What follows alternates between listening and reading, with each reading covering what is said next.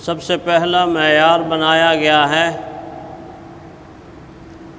حضرت آدم علیہ السلام کے 2 بیٹوں کی قربانی کو۔ اللہ تعالیٰ نے اپنے حبیب کو حکم فرمایا ہے کہ ان کی قربانی اور اس سے متعلق جتنی گفتگو ان کے درمیان ہوئی آپ پڑھ کے لوگوں کو سنائیں۔ وَاتْلُ عَلَيْهِمْ نَبَأَ ابْنَيْ آدم، آپ آدم علیہ السلام کے بیٹوں کی خبر لوگوں تک پڑھ کے بتائیں۔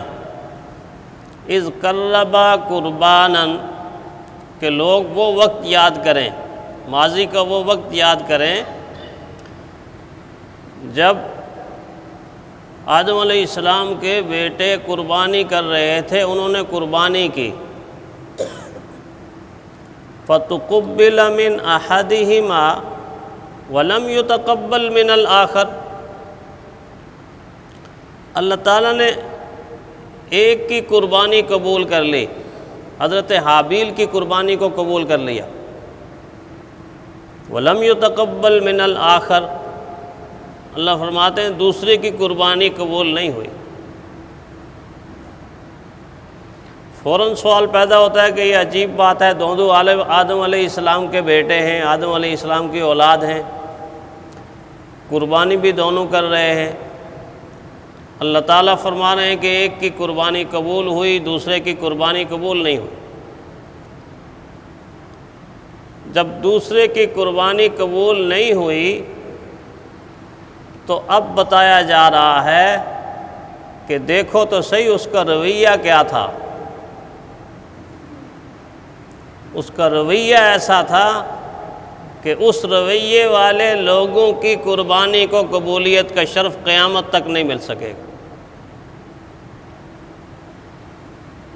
رویہ کیا بتایا جا رہا ہے؟ فرمایا کہ جب اس کو پتہ چلا کہ میری قربانی قبول نہیں ہوئی تو اپنے دوسرے بھائی کو گھور کر کہتا ہے لَأَقْتُلَنَّكَ،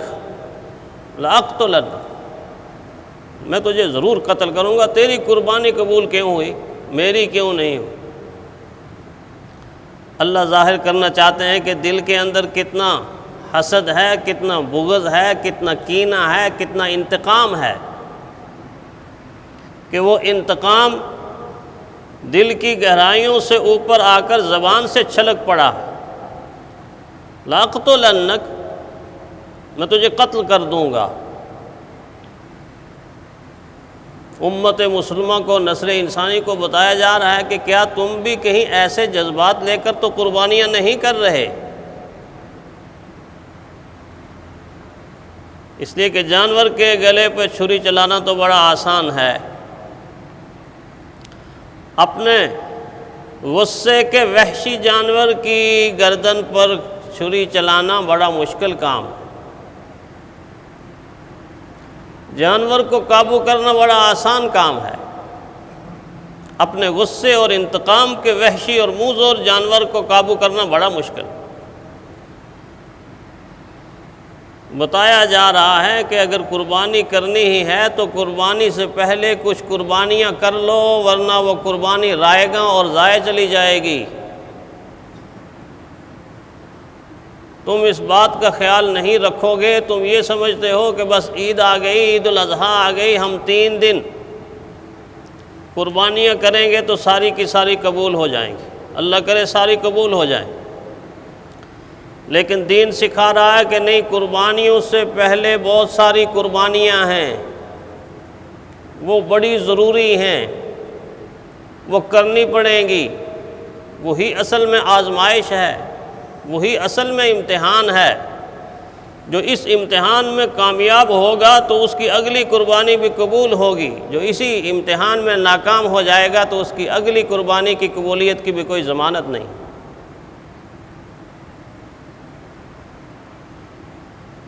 حضرت حابیل نے آگے جملہ جو بولا قرآن حکیم نے نقل کیا، فرمایا انما یتقبل اللہ من المتقین، اللہ تعالیٰ متقی لوگوں کی قربانی کو قبول کرتا ہے۔ یہ نہیں کہا کہ اللہ فاسقین کی قربانی کو قبول کرتا ہے، منافقین کی قربانی کو قبول کرتا ہے، مشرکین کی قربانی کو قبول کرتا ہے؟ نہیں، انما یتقبل اللہ من المتقین، متقی لوگوں کی قربانی کو اللہ قبول کرتا ہے۔ اور حضرت ابراہیم علیہ السلام جن کی طرف یہ قربانی منسوب ہے، جن کی دائمی سنت اس کو قرار دیا گیا ہے،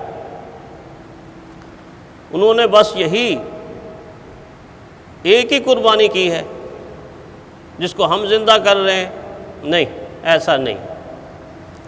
اس قربانی سے پہلے تو ابراہیم علیہ السلام کئی قربانیوں سے گزر چکے تھے۔ ٹھنڈے دماغ سے ہمیں سوچنا چاہیے کہ اگر وقت آ جائے تو ہم بھی وہ قربانی کر سکتے ہیں جو ابراہیم علیہ السلام نے کی۔ پہلی قربانی اللہ کے دین کی خاطر اپنے گھر کو چھوڑنا پڑا، گھر پر قربان کر دیا۔ والد ناراض ہو گئے، بت پرستی کے خلاف کیوں بولتے ہو؟ میں تو بت بناتا بھی ہوں، بت بیچتا بھی ہوں، بتوں کے سامنے سجدہ بھی کرتا۔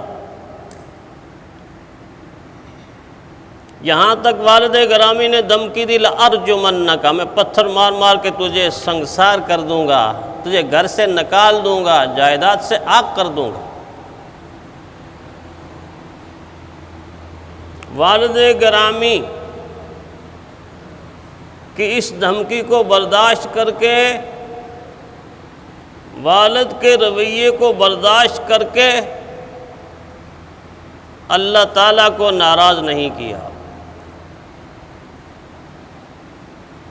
فرمایا اللہ راضی رہے بس، باقی سارا جہاں ناراض ہوتا ہے تو ہوتا رہے۔ گھر کو چھوڑا، گھر کی قربانی، والد کو چھوڑا، والد کی قربانی، وطن کو چھوڑا، وطن کی قربانی، کنبے کو چھوڑا، کنبے کی قربانی، قبیلے کو چھوڑا، قبیلے کی قربانی، خاندان کو چھوڑا، خاندان کی قربانی۔ اور ایک وہ وقت آیا کہ جب عرش الہی سے رب نے کہا کہ اپنی زوجہ محترمہ کو ویران جگہ پر جا کر پہاڑوں میں چھوڑ کر آ جاؤ۔ اپنی زوجہ محترمہ کو اللہ کے حکم پر کہاں جا کے پہاڑوں کے درمیان چھوڑا؟ حکم ہوا اس کے ساتھ کھیلنے والے بچے کو بھی ادھر ہی چھوڑ دو۔ کچھ تھوڑا سا تصور کر کے تو ہم دیکھیں کہ اگر ہمیں ایسا حکم مل جائے، ہمارا ایمان اتنا مضبوط ہے کہ نہ مکان، نہ دکان، نہ مارکیٹ، نہ کوئی کھانے کا سامان، نہ پینے کا سامان، نہ پہننے کا سامان، نہ کوئی انسان وہاں بشر کوئی رہتا ہی نہیں، اور ایک جنگل اور صحرا اور پہاڑوں کے درمیان ایک خاتون اور ایک بچے کو چھوڑ کر خامد بات بھی نہیں کرتا اور واپس اپنی منزل کی طرف چلا آتا۔